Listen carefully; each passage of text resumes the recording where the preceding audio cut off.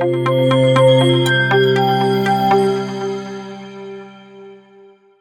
welcome to Scrum Events. Events are activities of importance that happen across a season or at a moment. And Scrum has 5 events. These events are the sprint planning, the daily Scrum, the sprint review, and the sprint retrospective. Each of these events have their own purpose, time, and participants. Now I want to talk about the sprint. Sprints are the heartbeat of Scrum, where ideas are turned into value. Remember that the sprint is a containing event, while the rest of the Scrum events are called the formal events. They are fixed length events of 1 month or less to create consistency. So a sprint could either be 1 month or it can be less, but whatever time the Scrum team and stakeholders have agreed to be the length of the sprint must continue in that consistent order. We cannot start a sprint of 2 weeks, later change our mind to be 1 month. Once we begin at 2 weeks, we have to come back every two weeks to have what we call the sprint review or the sprint retrospective, as it were. A new sprint starts immediately after the conclusion of the previous sprint. All the work necessary to achieve the product goal, including sprint planning, daily Scrum, sprint review, and sprint retrospective, happen within the sprint. That's why we call the sprint a containing event. So Scrum has 5 events, a containing event, and 4 formal events. The other events are referred to as the formal event, while the sprint is called the containing event. So what happens during the sprint? During the sprint, no changes are made that will endanger the sprint goal. Quality does not decrease. The product backlog is refined as needed, and scope may be clarified and renegotiated with the product owner as more is learned. No changes are made that will endanger the sprint goal. It means that if we've agreed on the sprint goal, we do not do anything to change the sprint goal.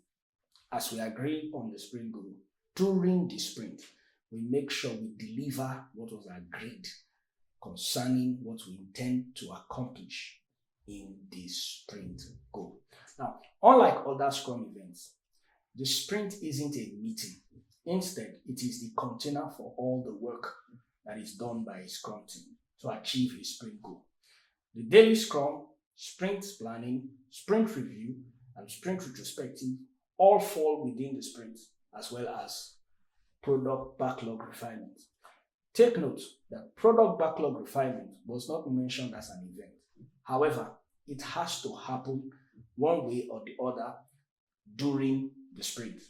But it's a unique activity that occurs, though not a Scrum event, not part of the formal events, and not part of the containing event. It's an important activity that must occur. As we proceed, you will understand the importance of product backlog refinement. Product backlog refinement happens through the course of the sprint. Sprints enable predictability by ensuring inspection and adaptation of progress toward the product goal at least every calendar month. Take note, the product goal is a larger aspect of the entirety of the product that we are delivering. The sprint goal is a small aspect of the product goal. While the product goal ensures products are delivered, the sprint goal ensures increments are delivered. Like I said before, that increment is a part of a product. When a sprint's horizon is too long, the sprint goal may become invalid. Complexity may rise and risk may increase. A sprint horizon is a situation where the sprint does not seem to have an end in sight. What the sprint is expected to cover is too much. So the sprint goal becomes invalid. Complexity arises and there are many risks Risk here refers to too many uncertainties. Shorter sprints can be employed to generate more learning cycles, and this is the best approach as we solve problems using the Scrum theory or framework, and limit risk of cost and effort to smaller time frames. Each sprint may be considered a short project.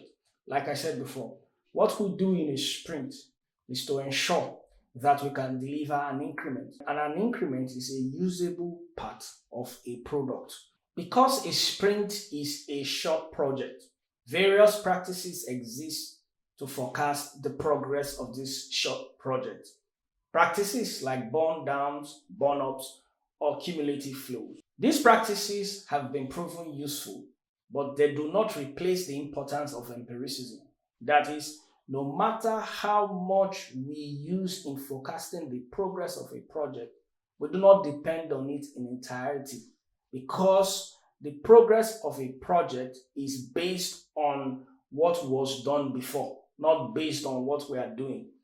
In Scrum, we are solving complex problems, and complex problems are unique in their own way at every iteration. So no matter what we are forecasting, we should treat our forecast with a bit of a pin